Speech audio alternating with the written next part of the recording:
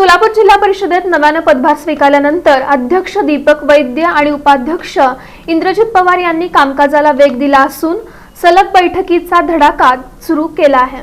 सोलापूर जिल्हा परिषदेत नव्यानं पदभार स्वीकारल्यानंतर अध्यक्ष दीपक वैद्य आणि उपाध्यक्ष इंद्रजित पवार यांनी कामकाजाला वेग दिला असून सलग बैठकींचा धडाका सुरू केला आहे।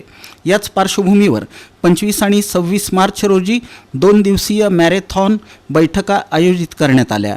या बैठकीत सामान्य प्रशासन, महिला व बालकल्याण, बांधकाम विभाग 1 आणि 2, जिल्हा विकास यंत्रणा, उमेद अभियान, लघु पाटबंधारे आदी महत्त्वाच्या विभागांचा सविस्तर आढावा घेण्यात आला। या दरम्यान बचत गट, कुपोषण तसंच कोल्हापूर पद्धतीच्या बंधाऱ्यांबाबतही सखोल माहिती घेण्यात आली।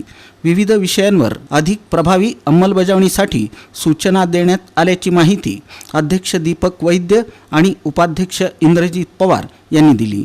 या बैठकीला मुख्य कार्यकारी अधिकारी कुलदीप जंगम, अतिरिक्त मुख्य कार्यकारी अधिकारी संदीप कोहिनकर, उपमुख्य कार्यकारी अधिकारी सूर्यकांत भुजबळ, स्मिता पाटील, जिल्हा आरोग्य अधिकारी डॉक्टर संतोष नवले, जिल्हा कृषी अधिकारी हरिदास नवले यांच्यासह विविध विभागांचे प्रमुख उपस्थित होते।